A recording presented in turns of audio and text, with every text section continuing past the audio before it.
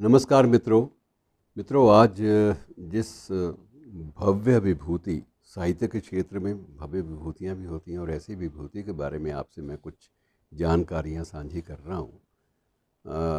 इसलिए कि ये कुछ जानकारियों का आदान प्रदान भी कई बार स्वयं को भी एक प्रकाशमान करता है और सुनने वाले को, श्रोता को भी और दर्शक को भी। आज जिक्र कर रहा हूँ मैं ऋषि वाल्मीकि का। ऋषि वाल्मीकि किस तरह के साहित्यकार थे, मैं उनका साहित्यिक स्वरूप चर्चा में लाना ज़्यादा पसंद करूँगा। उन्हें भारतीय साहित्य का आदि कवि माना जाता है, आदि कवि।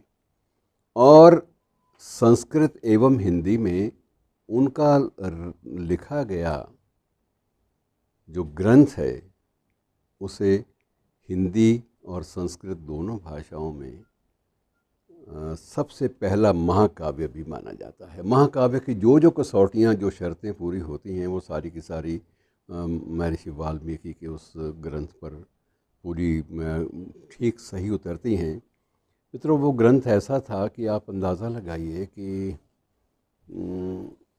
24,000 श्लोक उस ग्रंथ में हैं। 24,000। और ये जो संख्या है, ये महाभारत से, ये कहा जाता है कि महाभारत की जो लंबाई है वो इतनी ज़्यादा है, व्यापक है, और उसमें जो बातें कही गई हैं इसमें कहीं ज़्यादा बातें इनमें समावेशित हैं, इनमें दी गई हैं। और 24,000 श्लोकों और 7 कांड हैं इसमें। जैसे अध्याय होते हैं, हर महाकाव्य में अध्याय होते हैं। और जैसे श्री रामचरितमानस में भी अलग अलग कांड है, सुंदर कांड है, बाल कांड है, आपको पता है सारा, मैं जानकारी को दोहराना नहीं चाहूँगा। इसमें भी 7 कांड हैं। और इसका जो रचना का जो काल है, इसके बारे में, जैसे हमारी हर प्राचीन कृति के बारे में, हमारे हर प्राचीन साहित्यकार के बारे में किसी भी समय सीमा का सही सही आकलन संभव नहीं होता, वैसे ही इस रामायण के बारे में भी सही आकलन संभव नहीं है। क्योंकि इसमें जो संकेत मिलते हैं ग्रंथ के प्रारंभिक स्वरूप में, उनके मुताबिक तो ये ईसा से केवल 500 वर्ष पूर्व रचा जाना चाहिए। लेकिन अगर हम ये देखें कि राम का जो काल है, क्योंकि ये भी माना जाता है कि महर्षि वाल्मीकि राम के, भगवान राम के समकालीन थे। और वो एक प्रथम दृष्टया पहली बार जो कुछ उन्होंने देखा था उसी का बखान उन्होंने रामायण के माध्यम से किया। और बहुत सारी बातें उसमें ऐसी भी हैं जिसमें रामचरित से इतर हटकर भी उसके बाद की जो बातें हैं, राम रावण के युद्ध के बाद की बातें, वो भी इसमें लव कुश कांड और बहुत सारी चीज़ें ऐसी मानी जाती हैं, वो सारी की सारी इसमें समावेशित हैं।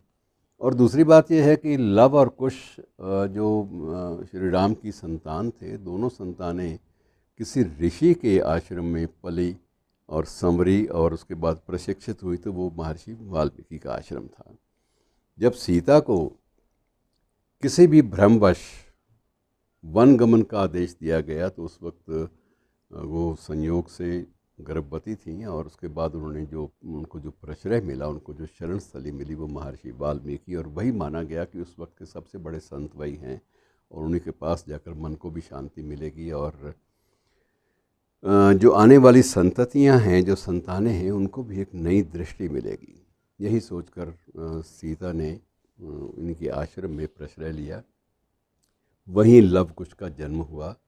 और बाद में कालांतर में सारी कथा आपको मालूम है कि लव कुश को उन्होंने रामायण किस तरह से कंठस्थ करवाई, और कंठस्थ करने के बाद लव और कुश दोनों राम दरबार में गए। वहाँ जाकर उन्होंने सारी कथा गाई, और उस कथा में इतनी प्रामाणिकता मौजूद थी कि स्वयं राम भी भाव विवल हो उठे, और वो जानने लगे, वो जानना चाहते थे कि ये सारी कहानियाँ, ये गाथाएँ, ये प्रसंग, ये कहाँ से आपने लिए? ये तो बिल्कुल सारी सत्य कथाएँ हैं और उन पर आधारित है और काव्य शैली में है, और ये अद्भुत है। तो फिर जब उनको सारा पता चला कि इस तरह से मामला हुआ है, वो लंबा चौड़ा प्रसंग है जिसका उल्लेख मैं करूँगा तो वो बात कहीं सिमटेगी नहीं। और ख़ास तौर से मैं जो उल्लेख करना चाहूँगा वो है एक वो घटना जिससे ये माना जाता है कि पहली बार काव्य के क्षेत्र में वाल्मीकि के मन में कैसे दया भाव और कैसे करुणा का भाव जो है वो जागृत हुआ और उसी करुणा भाव ने उनको कवि बनाया। घटना यही थी कि एक क्रौंच पक्षी का उल्लेख इसमें आता है कि क्रौंच पक्षी के अधराए पत्थरों पर एक लंबी कविता है, बाद में कभी मैं आपको स्वयं भी सुना दूंगा, लेकिन अगर उसी कविता पे केंद्रित हो गए तो बात फिर रह जाएगी। और क्रौंच पक्षी अपने अपनी अपनी दोनों पक्षी दंपति जो थे वो दोनों अपनी क्रीड़ा में मस्त थे, और उस वक्त किसी शिकारी का बाण आके लगा और वहीं पर क्रौंच का वध हुआ। और जो उस वक्त जो एक चीखो पुकार का आर्तनाद का जो स्वर गूंजा, वो एक ऐसा अद्भुत था कि उसने इनके मन में पीड़ा इतनी जगाई, इतना विरह वेदना से इनको भर दिया कि इनके मन से जो काव्य की धारा है वो अनवरत रूप से बहने लगी। और उन्होंने संस्कृत का वो पहला श्लोक भी है, मैं उसको पढ़ना भी चाहता हूँ और ये भी नहीं चाहता कि उच्चारण उसका गलत हो जाए। तो माँ निषाद प्रतिष्ठाम, माँ निषाद प्रतिष्ठाम त्वम गमः शाश्वती समा, यथ क्रौंच मिथुनादेक वधी काम मोहितम। और इस श्लोक के माध्यम से उन्होंने उसको शाप भी दिया, जिसने शिकार खेला था उसको शाप भी दिया कि तुम्हें इस सृष्टि पर कभी भी शांति नहीं मिल सकती, तुम सदा तड़पते रहोगे, तुमने जो किया है वो कितना जघन्य है तुम इस बात का अनुमान नहीं लगा सकते। लेकिन इस शाप के साथ साथ उनका मन का जो द्रवीभूत होना था वो भी सामने आया, और वही जो करुणा के क्षण थे वो काव्य में बदले, और धीरे धीरे काव्य की धाराएं जो हैं वो ऋषि वाल्मीकि के उनके मुख से आरंभ हुई, रची गई। क्योंकि उस वक्त मित्रों मैं आपको ये भी बता दूं कि मौखिक परंपरा ज़्यादा होती थी। अक्सर ऋषि जो भी लिखता था वो बोल कर लिखता था और शिष्य उसको ताम्रपत्रों पे तो बाद में ताम्र युग में आया, लेकिन बहुत सारे भोजपत्रों के ऊपर वो लिख देते थे और उसके बाद उनको बड़ा रखा जाता था, संवार कर संभाल कर। वो एक बहुत बड़ी बपौती थे साहित्य के क्षेत्र की ये भी, और गुरु शिष्य परंपरा के क्षेत्र की भी। तो इस प्रकार से इस महान कवि के बारे में जितना भी आप कहना चाहें वो कहीं भी समाप्त होने का नाम नहीं लेगा। और अब समकालीन थे तो इनका काल ये माना जाना चाहिए कि लगभग 5000 वर्ष पहले की बात है, उससे भी पहले हो सकता है, क्योंकि 5000 वर्ष तो ये माना जाता है कि महाभारत काल का लेखन वेदव्यास ने किया था।